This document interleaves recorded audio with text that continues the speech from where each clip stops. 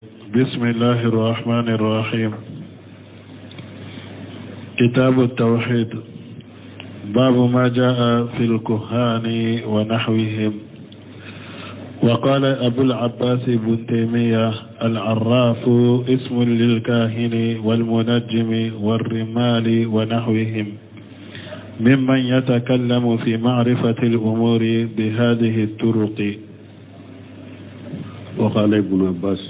وقال ابن عباس في قوم يكتبون أباجاد وينظرون في النجوم وما أرى من فعل ذلك له عند الله من خلاق. بسم الله الرحمن الرحيم، والصلاة والسلام على نبينا محمد وعلى آله وأصحابه وسلم تسليما كثيرا. سبحانك لا علم لنا إلا ما علمتنا إنك أنت العليم الحكيم. أستغفر الله الذي لا إله إلا هو الحي القيوم وأتوب إليه. اللهم انفعنا بما علمتنا وعلمنا ما ينفعنا وزدنا علما. biye araba suye hijriya bakele ani kemenani ani binani ani wolon fula saharu safaru minye hijra sankalo fulana bi suye oduru nade miladi nasarau kajate ba fulani mugani duru sankalo wolon fulana bi suye mugani konontonnai. ambe dawda bu masjid rajab ambo kono darasube sheikhul islam al imam muhammad ibn abdul wahhab daka kitabu kono kitabu tawhid bonda minna ko janga kata geleni kankari magele munun nana fuleli kelawuna nyogona kibariyala deresu temene wakati ansoro yoromi ابن عباس ككما. وقال ابن عباس في قوم يكتبون أبجاد وينظرون في النجوم ما أرى من فعل ذلك له عند الله من قلاق. ابن عباس كو مغوكا كباريالا مغو منونغو أبجاد حرفو سبه nube lajjali ke dolowula ko alema do ko ni yorobe uluye lagara.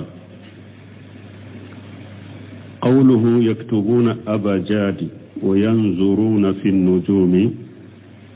alwawu huna laysat akifan walakinha lihalik,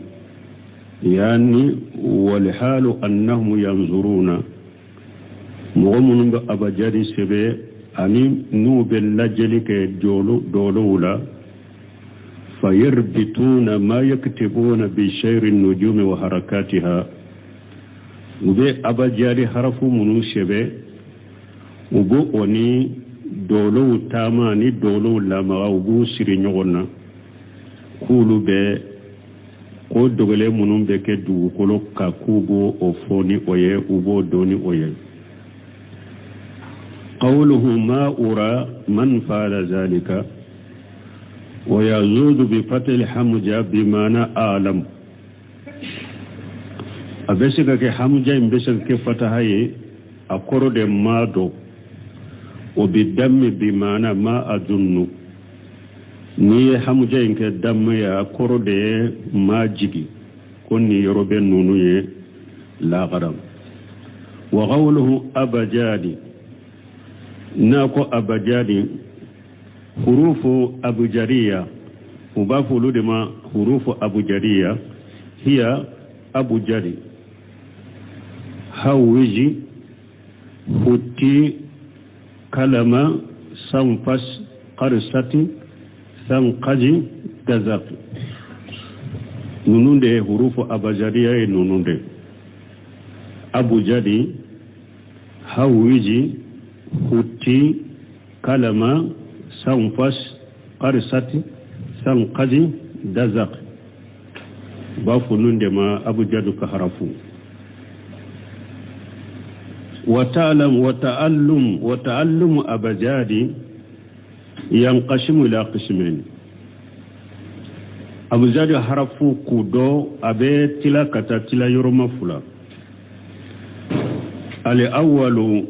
تعلم مباه أبجاد حرف كوكلا كودو أبي تلا كتاتلا يرمى فلا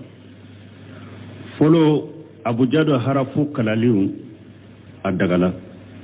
بأن تتعلمها لحساب الجمل بروكا أبجاد حرفو كودو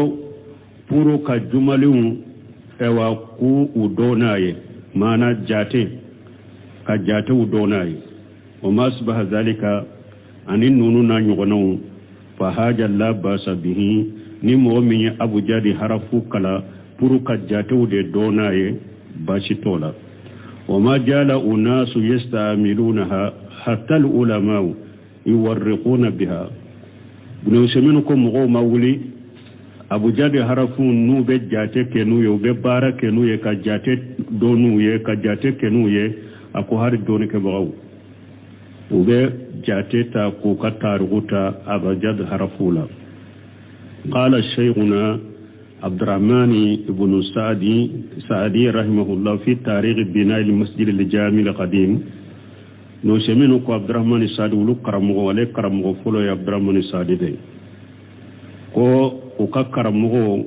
Sheikh Abdurrahman Sadi ala ka nema ko aya fo ukadugo Qasim ukadugo Uneza jamia folo min tumbe o jamia joli tarihu aya fo okono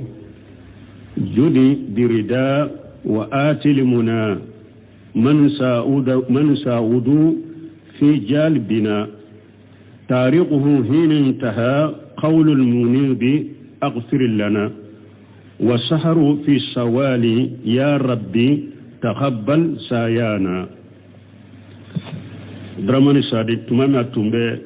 وكم مسيدي كورولام من تمبي جامع كورولام من تمبي تمبا جولي تاريخه فو يا تاريخه فوني بايتو كونوني تشوكودلا بايتو ياكو على إيكافونن شراكي نيكا جيني ani ki ka fonnan shira di mogo munu nyandeme ni misiri joli la misirin tarihu tumami abanna a jora kabba a tarihu ye jumaye mogo min ba yere sagi katala ma ni ba ko aghfir lana misiri banna kalo min kono ko sawalu kalo jodo ko antigi ala an ka bara min filunye aminanye fa qawluhu ibn shamin ko اغفر لنا لو أددناها حساب الجمل ساراتي أكون من جمل من فلان يمنو نوب ننجات سقودو أكو اغفر لنا أكا جمل نو جات سيسا كو بتا بم مسيرين جولي بتا بداتي جمما هجرا باكله أني كمسابا أني بيورو أني فلا مسيرين جولي تارو بتا بودما niye aghfir lana jumalu nunun jate misirin joli uneja ka jamin folo joli beta be hijriya bakele ani keme saba ani bi woro ani fula o beta sisa sambi shegi ani sanduru nogona abeta wala sisa wa qad yatana biha ulama fi al-usul al-usta akoko ka jate kene harafu yete ودوني كبغاو يسغلنا يه وقت منونيه وقت منيه تمنش وقتيه حتى في القصائد الفقهية والنهوية وغيرها أو هري أو فقه قصيدو أن إنه قصيدو لنا يغنو دوني كبغاو تنبي أبو جاري حرفون فوقلو بلا ويورقون بها مواليد العلماء ووافيتهم ولم يريد ابن عباس هذا القسم أو أتمبي دوني كبغاو ولولي جاتي أني دوني كبغاو فاتولي جاتي أتمبي أبتا أبو جاري حروف أبو جاري نونونا جاتي ولا ني ابن عباس كلا نيني توي ني ابن عباس كو مغو منومبوي أبو جاري حرفو سبي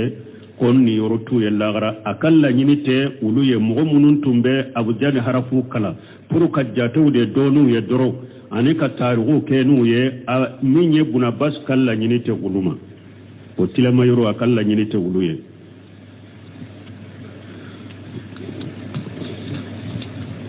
sani hurufu abujadiya ukalanchogo la halafu lana muharram o haram yalendo وهي كتابة أبجاد كتابة مربوطة بسير النجوم وحركاتها وطلوعها وغروبها أتقوى فلنا أبجاد حرفو كلانتقوى فلنا ويه حراموية ويه منن بي أبجاد حرفو سبي كاكي كومي كاتيكاري uba sabe fana ni dolo tamali ni dolo la maghaliya ni dolo boli ani dolo bini yoro uba sabe ni yo fana dori be munum be ni doni fana kala o doni chogo be ulu fana bolo uba ke qatimu de kabujadu harafu sebe ko ke qatimu ye ka ake qatimu ye ka shiri ni dolo tamaye anu la maga anu boli anu bini wa yanzuruna fi nuzum ni abujadi harafu isabe o chogola ko ke qatimu ye ni dolo chogo yete ube lajjali ke dolo wala sisa dolo fuleli ube fuleli ke dolo wala yastadillu bil muwafaqati aw al muqalafati ala ma yahdusu fil ard wala ube dalilake ni dolo nunu ani abujadi harafu nu benna min kanka ke dugu koloka ube dalilake no ye kofo ni abujadi harafu nunu ni dolo tamanu la maganu golinu binni ye nyogon bila u ye nyogon soso o be ke sababu ye kam min ke dugu koloko be dalila ke no fana ko nin ko masna be ke dugu koloka imma ala sabil al umumi imma una fo nin ko be ke dugu koloka gorobali boloka kali jadabi wal maradi wal harabi وما أشبه ذلك misali la bafu a nyina sanji dese bena koy ube nyina bana ube chaya ube nyina kele ube chaya uluna nyugono nunye gorobali nimbebeka au ala sabil khususi ube delila kenu ye kodo kele ka dugu kolo ka kere ya boloka ka an yaqula li shakhsi sayahdusu laka maradu kere bole munye uwe unafo mogo doye sisa karasa bana dobe soro nyinan sayina aw fakharu aw sa'adatu aw nahasu fi hadha uwe ubafo karasa a nyina fantanya be soro de nyinan sayina de a ube ko jugu debe soro tere doni ko jugu debo soro nyina o ma subha zalika anin nunu na nyugono fahum yarbituna hadhihi bihajihi ube abajadi harafu sebeli ani ko munun beke dugu koloka ubu siri nyogona walaysa hunaka alaqatun bayna harakati an-nuzum wa ikhtilaf al-alwaqi fi al-ardi ka soro dolo la magali ani ko munun beke dugu koloka siri nyogonya te ulu ne wonche me ulu be ulu de siri nyogona ka soro siri nyogonya to ulu nyogonche donc lilla halami fulani nyede ninde haramu yalelo munun be abajari harafu bara nyogonya nin chogola buna basa kambe ninde ma ninde tebbe islamiyya sariyalla wa qawlu nako ma ura man fala zalika lahu inda Allah min khalaqi nako majigi mugo munum ben ninke majigi konni yorobu yalla gara qawluhu qalaqi ay nasib qalaqi en yorode jahiru kalami ibn abbas annahu yara kufrahum ibn abbas kakuma jahiru be minyira alayka kuma jahiru be minyira uka kafiriya mugo munum be barakene abu jadi ka harafu yen chogola buna bas ka kuma jahiru be kenemala be minyira uka kafiriya ya anna alladhi laysa lahu nasibu inda Allah huwa al-kafiru asige mugo min ni yoro taya ala fe lagara o ye kafiri de ija la yunfa nasibu mutlaqa ala ahadi min al-mu'minina parce que mugo min ye mu'mini mugo ten ni yoro ge ni yoro soroli ge ka bo mumini bolo cogo bela ni yoro soli ke ate ge ka bo mumini bolo mumini kelen si bolo cogo dola wa in kana lahu junubun ujiba bi qadri junubihi har na ya soro mumini do junubu ba bolo abella jabana ka junubu hakede aw tajawwaja Allah anha ube ala betemala mumini tayode hari ni junubu ba bolo abella jabana ka junubu hakede ube ala betema ka junubu kayre summa sara akhiru amrihi ila nasibihi alladhi yajiduhu inda Allah o ko pe aka kumbe laba kata kan ni yoromi mbaye ala fe o ye mumini imma ana janga kata na ka junubu hakke o ko pe na bo jahannaba ana laba kata akan ni yoromi mbaye ala fe arjanna nata wala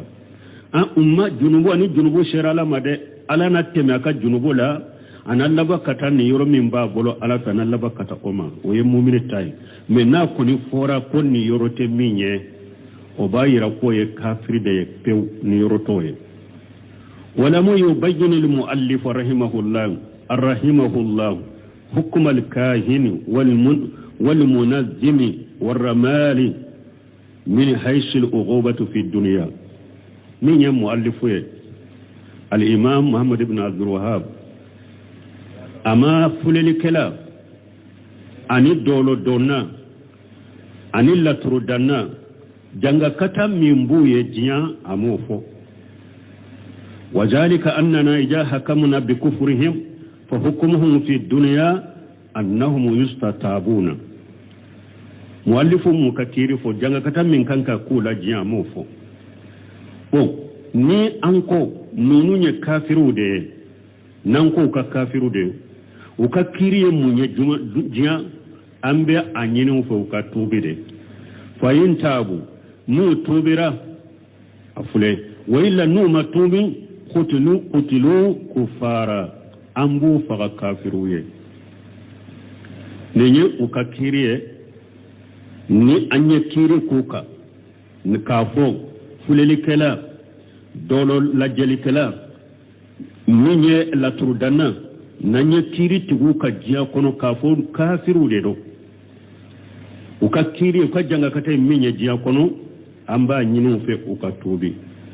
no tubira alhamdulillah no matubi ambu faqa kafiruye wa hakamuna bi adami kufrihim min nanye kiri ke ukafana kafo kafiru tere imma li kawni shihri la yasilu ila al-kufri nanye kiri tukuka ko kafiru tere uteke kafiru yeni munye imma anasro ubedabali minke ukadabali mu la she kafira degerema aw khulina innahum yakfuruna li'anna al-masailata fiha khilaf ube amba fo kafiru de do parce que masaila sosoli bala fa innahu yajibu qatluhum ni okera ukaffa be wajibanka mana na ankiri la anya kiri tige kafo ute kafiru ye parce que yed dabali minke dabali ntu la she kafiriyama ube nanko sosoli bu ka kafiriyala mumbe ke sisa wala nini nuna nyogona kera ukaffa gali ye wajibi anka akaru ko fularo ni kiri tige ruka ku kafiru de do sosoli tola abe nyinu fe ko tubi no matubi be fa kafiriye ni sisa de anko kafirute parce que elle dabali sugumin ko ta la she kafira de garema ube ka kafira sosoli bala sisa mumbe ka kire jume jiya kono fa innahu yajibu qatluhum ukakire minya wajibra an kufa anta fu ko kafiru de antu fa mun me ambu fa hari namma sabati ko kafiru de an ko kafiru te parce que yedda bali sugu min ko ta la she kafira de grema ube sosole ba ka kafira lante sega ke kafiriye bo ni o sabatira mumbeke awajibra ya ukafa antu fa ko kafiru de do ambu fa mun kama lidafi mafsadatihim wa madarratihim ambu fa ukachiyani anuka tora nyono ni koso ni kire mu ke ka ni ko kafiru de abe wajibu kafaga mu kafaga kunye munye u ka tiɲɛli n'u ka tɔɔrɔ min bɛ mɔgɔw ka dugukolo kan pour k'u faga ko ɲɔni k'o bɔ ye k'u ka tiɲɛli n'u ka tɔɔrɔ bɔ mɔgɔw kan u bɛ faga ni o de ye hatta wa in qulna bi adami kufrihim har nan ko kafiru tɛ dɛ u bɛ faga لأن أسباب القتل ليست مغتسة بالكفر فقط parce que fagali sababu mɔgɔ kan o tɛ ɛwɔ kafiriya dɔrɔn ye k'a fɔ ni mɔgɔ kɛra kafiri ye dɛ a bɛ faga silamɛya sariya la silamɛya sariya mɔgɔ faga sababu a tɛ kafiriya dɔrɔn tɛ mɔgɔ faga sababu dɔw bɛ silamɛya la ni mɔgɔ bɛ faga n'a ye ni kafiriya dɔrɔn tɛ bal للقتل أسباب متعددة ومتنوعة silamɛya sariya k'a fɔ mɔgɔ ka faga sababu jate caman b'a la sababu nɔniya caman b'a la sababu jate caman bɛ sababu nɔniya caman bɛ min b'a yira hadamaden silamɛya sariya n'a b'a yira mɔgɔ ka faga o sababu kama k'a sɔrɔ ni kafiriya tɛ qala ta'ala ala ko masa min kɔrɔtalen don إنما جزاء الذين يحاربون الله ورسوله ويسعون في الأرض فسادا أن يقتلوا أو يصلبوا أو تقطع أيديهم وأرجلهم من خلاف أو ينفوا من الأرض نهاية لكو أقوم مغو كسراء الجمعي مغو منهم بألك كلي كتيرين كلي أنه بتشيالي جنس دكو كولوكا ukasaraye minye an yuqattalu akufa aw yusallabu ba ku upani aw tuqatta ilayhim warjuluhum min khilaf ube aku sunu bolo tige ku gonyogon koro ku fon ko nyoya aw yunum fam min al ard ube aku ge ka bodu ko luka fa kullu man afsada ala an-nas umura dinihim aw dunyahum fa innahu satab فإن تاب وإلا قتل مغو دي نا يهدم دون كدين كودو تشيا وبولو obe ay hada madon ka jiya ko do ciya ubolo ni silama nyema ya soro silama ka fama ya soro tegela aba anyina fa ka tubi de na matubi abe fa wala siyama in kanat hadhihi al-umur tasilu ila al-ikhraj min al-islam kuma mana na ya soro tugo ba ke ka ko do ke ko munum be hada madel laba killa bo silamiya kono wala ni silama nyema yi soro be tubu abe nyini fe ka tubi ni ma tubi ibe fa ko munum be laba ki bo silamiya kono no na nyugona yera hada madem min bolo ni aw nyine ni fe be ka cinyale min na dina la ibe ka cinyale min hada madun ka jiyan ko la dabila ni ma dabila silama nyema na ya nyini fe ka tubi ni ma so wordo babula ki fa donc ka fo silamiya sariya mo ka fa dilonte kafira doroma de ni kera cinyali kera hadamadun ka dina kono e kera cinyali kera hadamadun ka jiya nyana ma kono kisi togo sima soro mimbe hadamadun kisi ikatora madina kono kisi togo sima soro mimbe hadamadun kisi kabo ikatora uka jiya nyana ma kono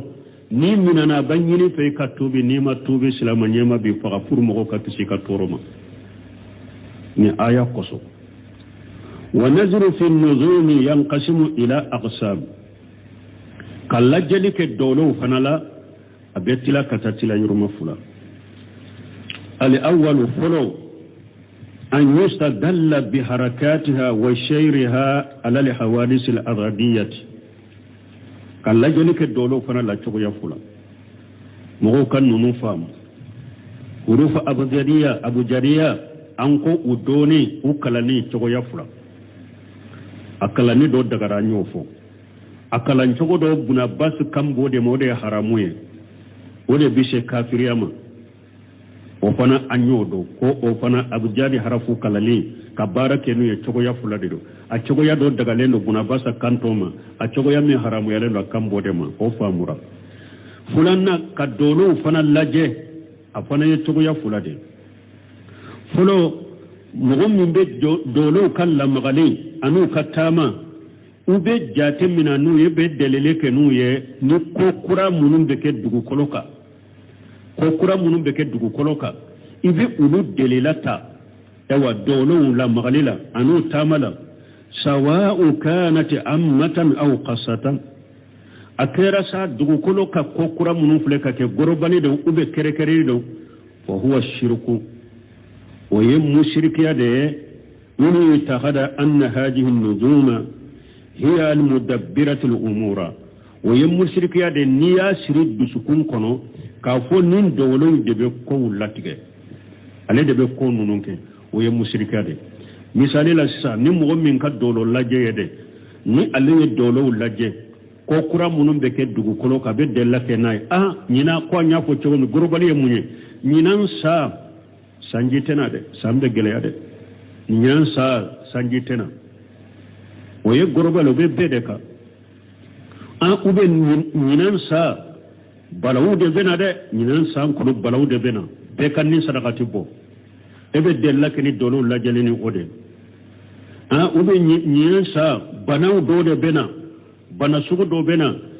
be ka ni sadaqa masina bo mo ka dolo doni en ninde ka dolo ke ko kura min be ke dugukolo kan na be ka gorobani nin ni sugo de e fana bolo nin nin ko in kera be ko mi dolo nyere de be nin ko in ke te musirki de nin yer am kaso ye munye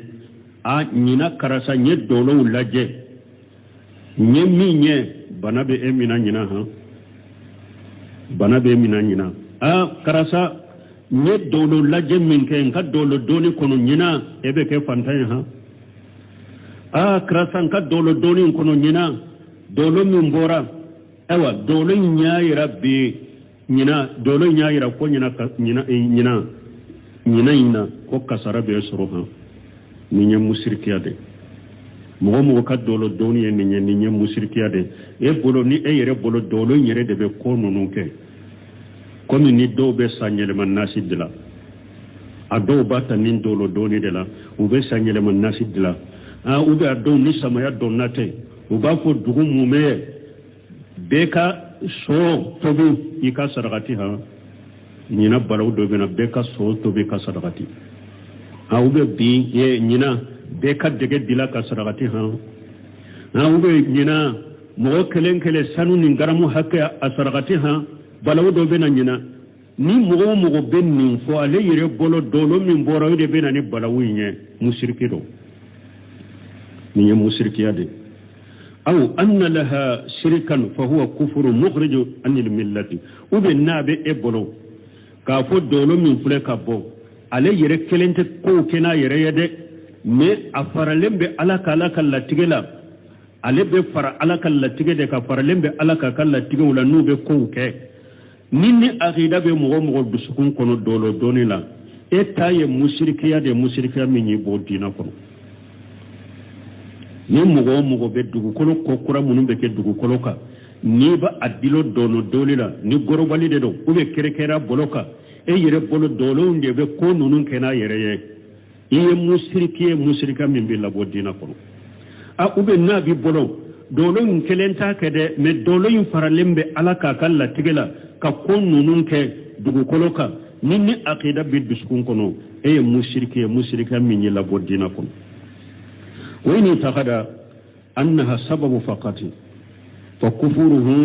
غير مخرج عن الملة من أبي إبلو إفلك دغكلو كوكرا منفو كونين دولو بورا وبكه إبلو دولو إنتسك فويك دولو إنفرالنت على كاكالا تيجلا فنادي من دولو يجي سبب دي درو ni ale bora ni nkosugu beke ale sababu izorme ko bebe ala de bolo la tiga bebe ala de bolo ni min dusukuna sirbe mo min bolo e ka kafiriya min bil labo silamiya kono e ka kafiriya min bil labo silamiya kono lakin yusamman kufran me abe wole ko kafiriya min bil labo silamiya kono ote li qawli nabi sallallahu alaihi wasallam ala isri kanat min al-layl kidan ka kuma ko salaka taruna kishibaka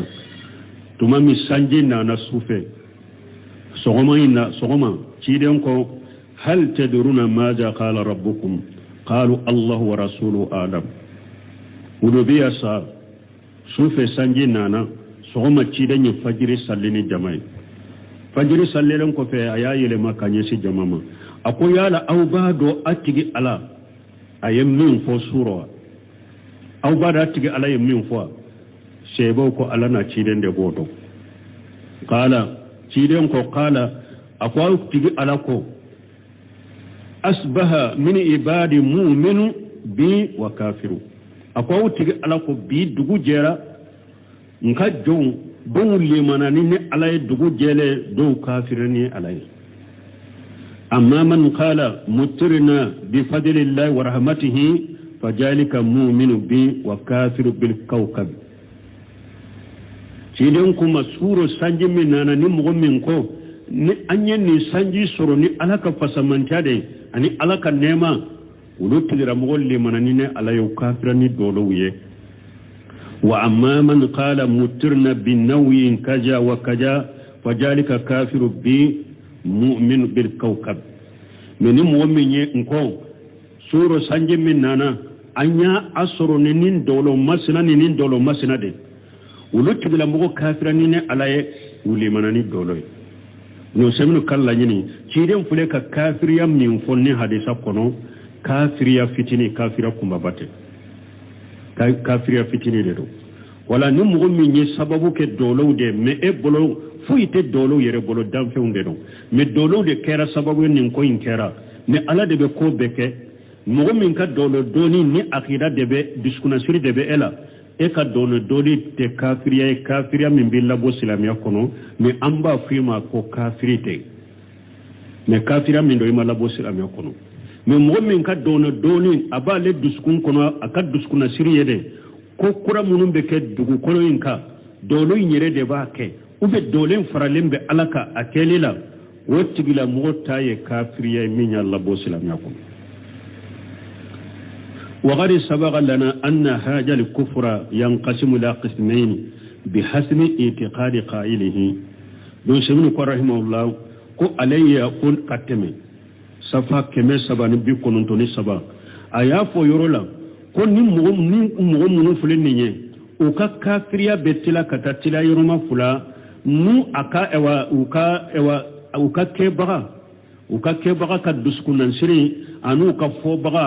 anu ka dusukuna sirinu ka kuma cogo uka kafira betila katatila miruma polani o degrede mana minye fuleni kelawiye minye munazimu dolo donaye minye ramali laturu danawiye nunun ka kafira betila kataka itila yoroma fula nu uke baga nu fo baga ka dusukuna siri ana ka kuma fotawu degreda min ka duksuna siri billa bo silamiya kono ka ke kafiriya kumbaba da bolo ani ka kuma fota min be da na be ke kafiriya abilla she kafiriya kumbaba da la kila bo dina kono eta be ko oye min mbara sugo ba bolo ne ube ale bola ne ka duskuna siri min ya ula aile yu jate sababu de doro ne ale bolo ko be ala de bolo donc o fana ka kafiriya abe jate kata akad duskuna siri degere na ka kuma fota degere de asani dolo ewa doni chogoya fulanna anyata allama ilman nuzumi liyastadilla biharakatiha wa shayriha ala alfusuli wa awqati albadri wal hasadi wal qarash dolo fana doni chogoya fulanna mugo ka dolo bo wakati mudo anu bin wakati mudo wakati ni bo wakati eye dolo dono ye ni ebe san wakatun temeli ibo de donaye ani mugo kanka seneke wakati mi ani mugo kanka nyotire wakati mi ani mugo kanka iru turo wakati munu e ka dolo doni jatebe ulude ka oma asbahu ani minye nunu na nyogona uye fahaja min al umuri mubahati nin dolo doni min fule ni nyen ko dagale unde nin doni sugu ye ko dagale nde mo min nye dolo kala mana ni dolo masina bora ewa samya banna koy nene de be damina ni dolo masina koni bora nene banna koy amba fe kado tilema fela de la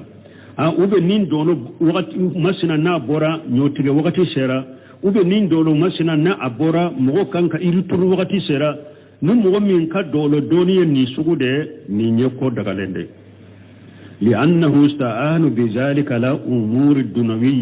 dunawiyati parce que mo min fule ka nin dolo doni min fule ni atigi ba fe ka yere demeni nin dolo doni ye jinya ko dilali de la ina ko delali de la donc ni nye dolo doni togoya fulanay ni ndagara al qismu salisu dolo doni togoya sabana anya ta'allama li ma'rifati awqati salati wa jihati li qibla ka doro kala ku do ku boyoro do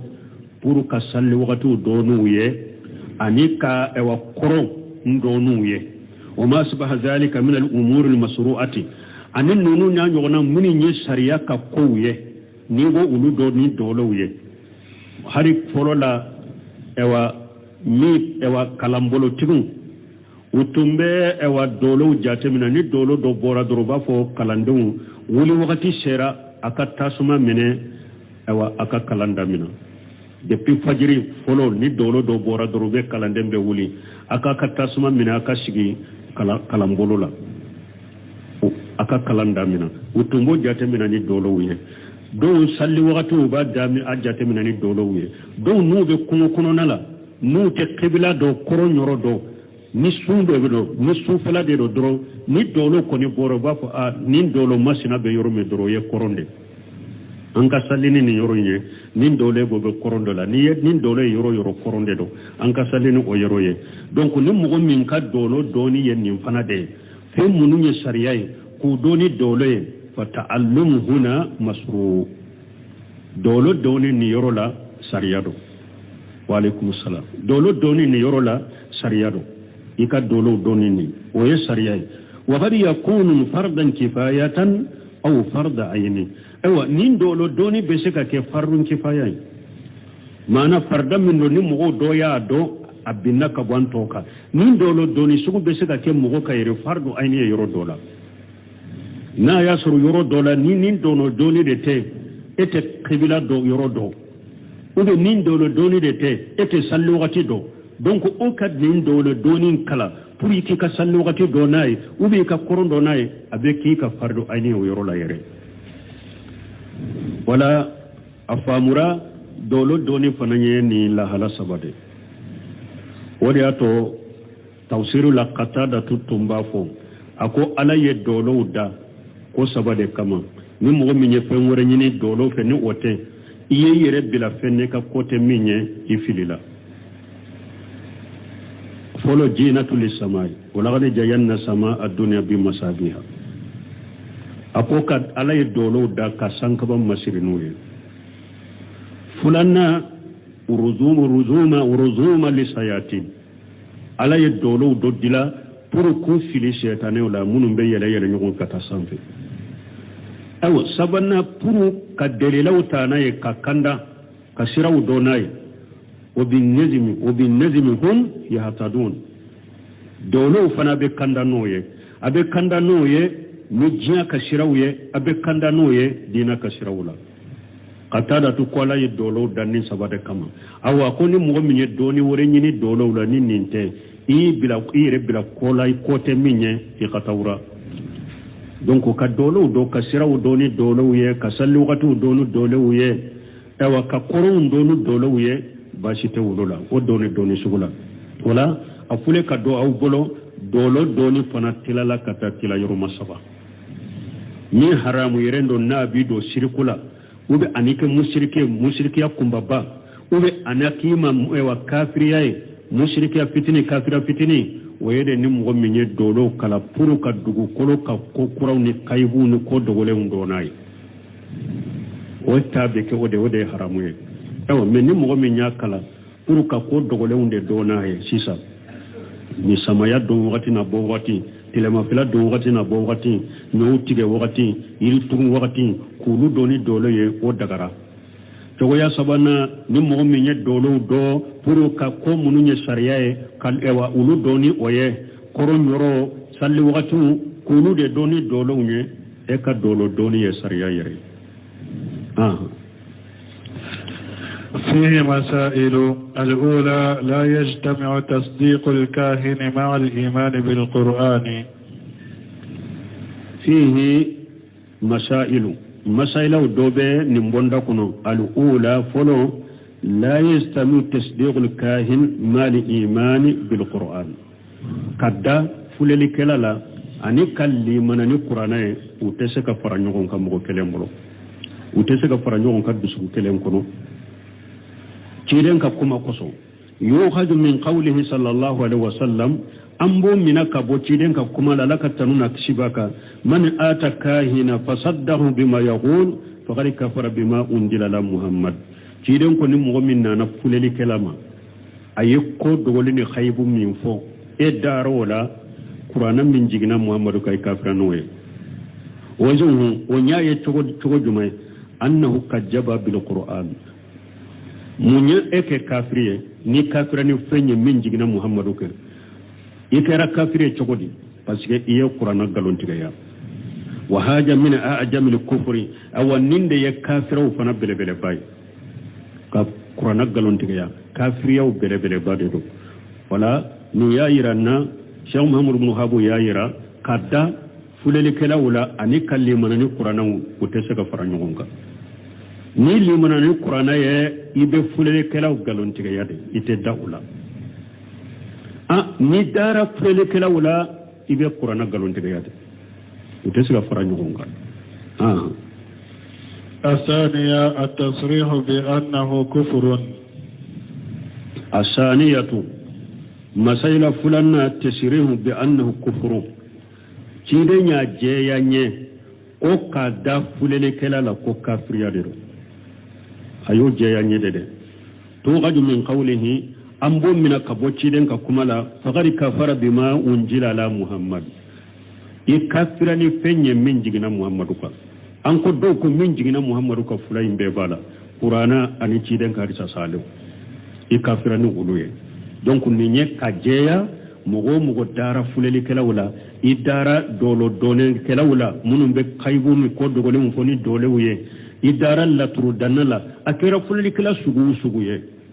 ni mogo daru la koni al cide nya jeya ko ye kafirde amman no tola الثالثة ذكر من تكهن له الثالثة سبنا ذكر من تكهن له مؤلف ko cire nye mugofo fuleli kera emin fanaye ifana fora توغز من حديث إمران بن حسين أمر من كبو إمران بن حسين كحديثة دلا حيث قال ليس منا أي إنه الكاهن كيدون كو مغوتان دو يجو فللك لنيري ليس منا أي إنه كالكاهن في براءة النبي صلى الله عليه وسلم منه مانا منا شيخ محمد بن وهاب ko fuleli kera emin fana ye ifana fora hadisa kono de fuleli kera emin ye e fana fora de anyo tayro juma ciren ko laysa minna ayu innahu kal kahin parce que ko laysa minna man takahana aw tukuhina lahu wode mafwa mugo tando e min ye fuleli ke wo ye fuleli kiye donc muallif ko sisa reseminu pura ka kuma tilo ako ليس منا أي إنه كالكاهن في براءة النبي صلى الله عليه وسلم منه ما نفلي كرا إمين فنايه ها إفنا تيرم باريرا إفنا لكما باريلا كابو فلي كلا نشوفه إفنا كوفورالة أو تيرم باريلم بإفنا ما تيرم كالي باريلا كابو فلي كلا ما نشوفه ميله أو تيرم يا كوا باريلا كابو إفنا ما نشوفه كلا نلا بس كقول ليس منا تكهنا أو تكهنا له ako mugo tan doye ko ale bari lembe mugo bari lembe alema mugo min be fuleli ke asagira ka fu fona anini fuleli ke raminye mana lanyini fuleli ke ra emin fananye cide mbayera ema e bariyara ka bo cide ma ifana ko fora hadisa la de الرابعة ذكر من تطير له الرابعة ناننا ذكر من تطير له اوا تريا كرا امين فناميه ifana ko fora hadisa kono de min qawli aw tutuyira lahu parce que ciren ko laysa minna man tatayyara aw tutuyira lahu cire nya ka bariyali bange min be tere yake aya ka bariyali bange ko bariyala uma ako uman laysa minna man tatayyara aw tutuyira lahu o fana fora donc ifana ko fora emi ayere te fuleli kede me ko do ye soro e tara fuleli kala fi ko aka fuleli ki ye ewa ifana ko fora de ciden ko ale bariyara tabo e fana ma الخامسة ذكر من سحر له. الخامسة دورنا ذكر من سحر له اوا دبالي كير امين فنا يكو فورا de parce que ni Cheikh Muhammad ibn Wahhab nama nonu fo sisa do be sakata kan aka do da kanto ko ciden ko laysa minna man takahana aw tukuhina law ta aw sahar aw tatayyara aw tutuyira la aw sahara aw sura ko ciden ko bare la dabali ke dawde ma men ma dabali ke aya ko ay ko fora hari ni e ma dabali ke ni dabali keriye ifana ko fora de ciden bariyara e fana ma to gadu min qawlihi aw suhila lahu ambota awa ciden ka kumala ako na ko ube nu ya dabali ke awa ni dabali ke labbe kele mana hadisan ya iranna konon filina lajeli kala ani emin tara lajeri kera aye lajeri keriye ini lajeri kala be kele tere yake baga awa har ni ete tere yake nimbe tere yake e tara fa ye tere yintiye ani nimbe tere yake abe kele dabali kala har ni eko ete dabali kala ye me e tara dabali kala fa ye dabali kiye ini dabali kiye imbe kele وأتى المؤلف بذكر من تكهن له أو سهر له أو تطير له لأنه قد يعارض فيه معارض بيوس منكم من مؤلفون أنا نوني فللي كرا إميني دبلي كرا إميني تريا كرا إميني من أنا نوني بس كي بلا ملكلا دوبس كتاب بلامي فيقول هذا في الكهان إيوا أبافو تيدين كحديثا أبي إيوا fuleli kelawdeka wa haja fil mutatayirina kiden ka hadisan min nana abe munun better yake abe uludeka wa haja fi saharati kiden ka hadisan min nana abe dabal kelawdeka ne mani shike fa khala inna man talaba an yufala lahu zalika fa huwa misluhum fil uqubati donc muallifu ya bange kairaila ka foni mugo min nunun ke ni etaru fe iya nyinu fe ukan nunun ke iye ukeriye inu tugu bede kelenya la jabala daga kata munun bo tugu ka jiyan kono anilla gara onyo na debe e fanaka mana ni e tara fuleli kelafe fuleli kera e la jaba min nana hadisa munun ni ewa kankari madam munun ni la jaba munun nana fuleli kela ka jiyan la gara obi kade fuleli kera e menye emin fana tara dabali kelafe ye dabali kiye aya munun ni hadisa munun nana dabali kela la jaba la jiyan la gara o janga kata munun bi kade ina beye kelenye emin tara tereya tigi fi aka tereya kiye har ni ete tereya ke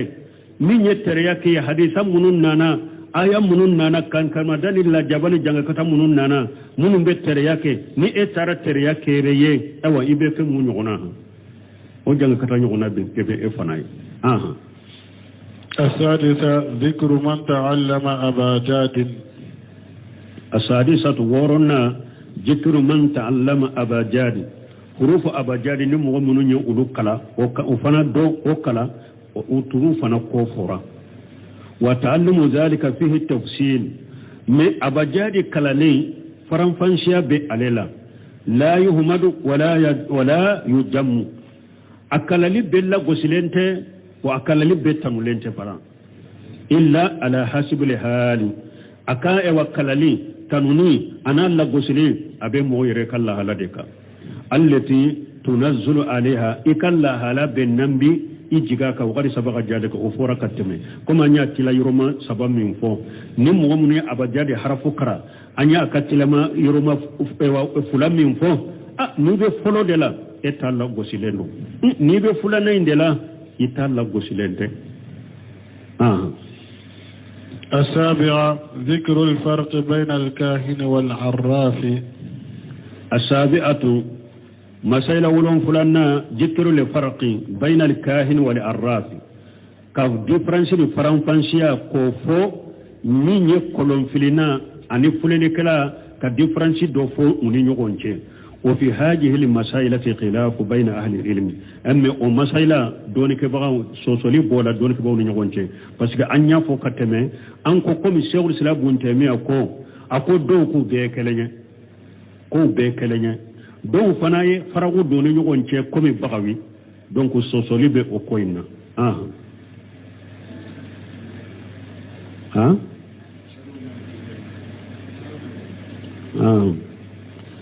a ko sɔsɔli bɔra alqawlu alawwalu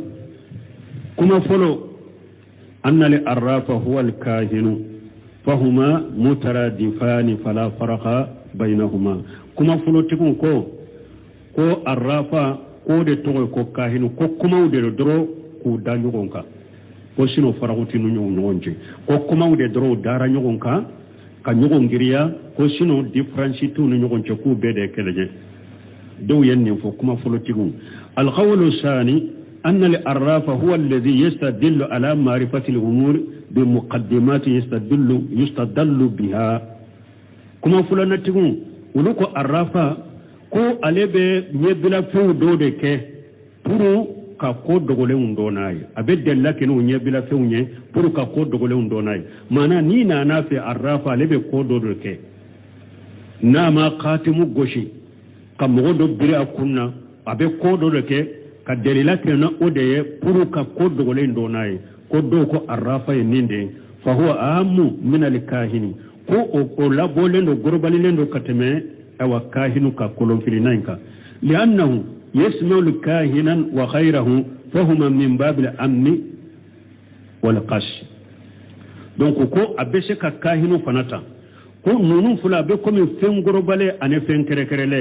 ko ulu fula be komi o chogode doni ko do bolo mana do bolo kahinu ye munye mogo min doro na alebe ko min bena doro alebe kuma odela mais arrafa ye munye ko min temena ko min temena ka sarahula ni sunya le fen sunyana ube ni fen do tununa ibena alefe abe ko do ba bola bo oke na yo o ko machine oke e ba ba fu ka sunya le fen be yamfe donc o ba ba fu ka tunu fen be yamfe oye arrafa ye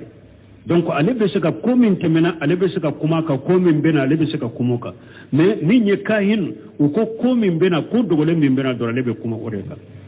ori atu ko amuni qasu de bunu nyogonche donc ko ewa do fana ko nun difference de bunu nyogonche kuma fulana tigum alqawlu salisu kuma sabana tigum anna li arrafa yuqbiru amma fi damir ko arrafa min bi disukun kono min bi nin kono ko ale bode fo ni nana makarasa ne ye fendo dogon dusukun kono nin kono ma fo mo ye mundo aba fo yen ninde dogo nin kono ko do ko arrafa ye wode ye min dogo idusukun kono nin kono ne ma bo wal kahinu ko kahinu ye minye huwa alladhi yuqdiru an al muqayyibati fil mustaqbal ko kahinu ye de mi ko dogole munum bena ko ale be mo kibarani ko de ko kahinu yo de kuma sabana tugu yennin farago foni nyugonje fale arrafu a ammu me arrafu de laboleno nuko arrafu a bebe saka do okono aw anna li arrafa yaqtasu bil mali ube do ba fo arrafa ko munun temena aleka doni ni aka e wakibari ali be munun ka ko munun temena wal kahinu bil mustaqbil fahuma mutabainani me minye kahinu ye aleta ye min bena ko ola u ka ko te kelenya arrafa ye min temena lebe kuma odeka ko munun temena aleka doni kere lembe odeka ngasuna le fen sunya nan ka fen tununa aleka doni be boli odeka aleka kibariya kere ni ode me kahinu tayire ko dogole munun bena alebe kuma wuludeka donc nunu kera ni chogola ufulaka ko te kelenya wajahiru annahuma mutabayinani bro seminu ko min bangane no fula ukabbara ute choko kelenye fal kahin man yuqbiru an al muqayyibat fi al mustaqbal kahinu ye munye ni ko dogole munum bena alebe kuma ode kalebe kibarali kenu ode wali arrafu fana من يدعي معرفة الأمور بمقدمات يستدل بها على المسروق ومكان دالة ونحو ذلك الرفو فنا ألف فنا بي من ولي كتا يرما مانا أبي كون دوني ولي كتا يرما نيني بلا كودوية كودو بابولو مو يني بلا كوية نا أبوكي نا يو أكوكي سنالي فين سنانا بي يرمي أبو يرا ube tunu fen tununa abe yoromi abo yira uluna nyugonau wala ko arrafa yeninde musiminu ko la ewa ko jahiru e munye utekelenye kahinu ye ko dogore munum bena lebe odefo arrafu yede ni ko munun temena sunyali fen sunyana tunu fen tunu nani nanama nyebira ko ni bara choko do bale bolo nayo ka bedella ke no ye ka sunyali fen yorofo be ka tunu fen yorofo ko de arrafu ye donc fulaka bara utekelenye alayem min fo wallahu alam subhanakallahumma rabbuna bihamdika ashhadu an la ilaha illa anta astaghfiruka wa atubu ilayk.